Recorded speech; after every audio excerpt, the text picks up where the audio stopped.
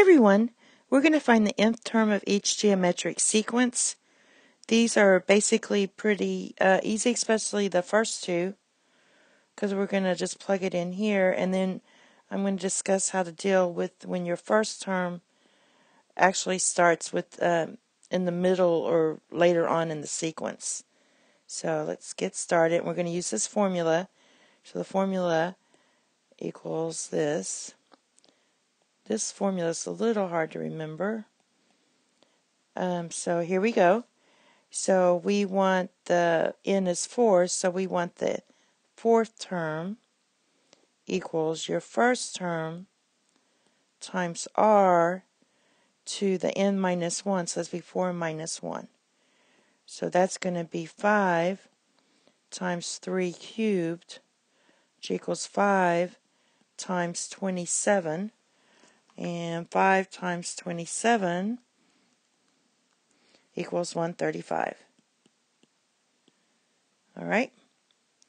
And the next one is this one. We're doing the same thing. Use our same formula. Sometimes they don't write 1 for the first term. They just put a. So that's going to be times r to the n minus 1. So our sixth term is the first term times r to the 6 minus 1, n minus 1. So that's 20 times negative 3 to the 5th.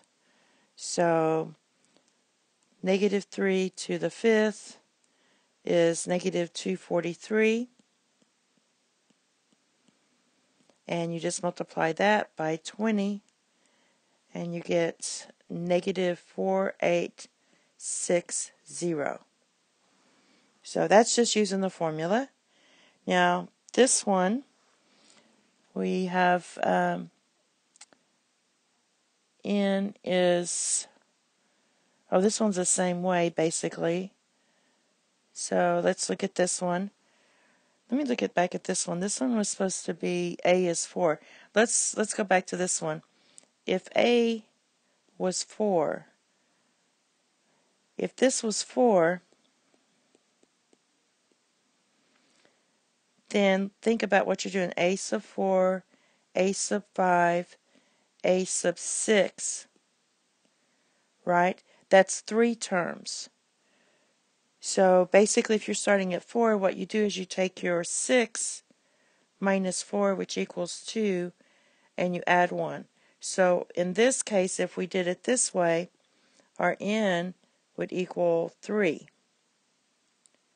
And then we're going to call this our first term. All right, because we only have 3 terms here. So you could say your third term now, because we don't really care what's going on with the ones in front. Just these right here. So you can do it that way as well. So we're going to take our first term is 20 times negative 3 to the 3 minus 1 is squared. So that's 20 times 9, which equals 180. All right, so sorry about that one. Now, let's go here and do this one. So we have a sub n, our n is 6, equals your first term times your common ratio times 6 minus 1. So this is going to be negative 4 times negative 2 to the 5th. So that's negative 4. And 2 to the 5th is 32. So that's going to be negative 32. We get 2 negatives, make a positive. So this is just going to be 128. Let's see if I wrote down the next one right. Whoops. I'm going too fast. So this one I did write down right. So here we go. We have 1, 2, 3, 4, 5, 6. So this is our sixth term, and we're going to 12. 7, 8, 9, 10, 11, 12. And if you notice here, we have 7 terms. So we have 8, and then if you count these, this is 1, 2, 3, 4, 5, 6, 7. So how you get that is you look at these two numbers, you subtract them, and then you always have to add 1 to count it. So what I'm going to do is rewrite this. Since I don't care about this part here, I'm going to act like 8 is my first term. My number is going to be 7.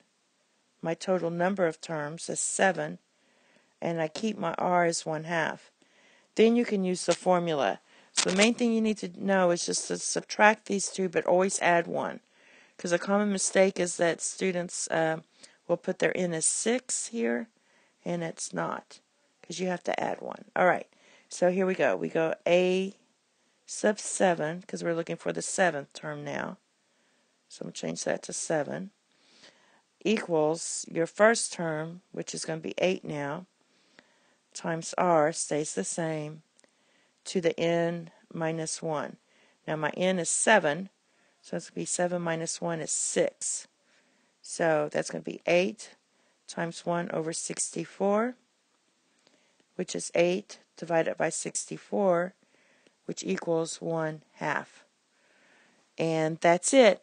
Thank you. Have a nice day. Bye-bye. Class, Miss Shaw's class. Boy, I love math. Miss Shaw's class, Miss Shaw's class. Don't fail! Watch Miss Shaw's videos for free.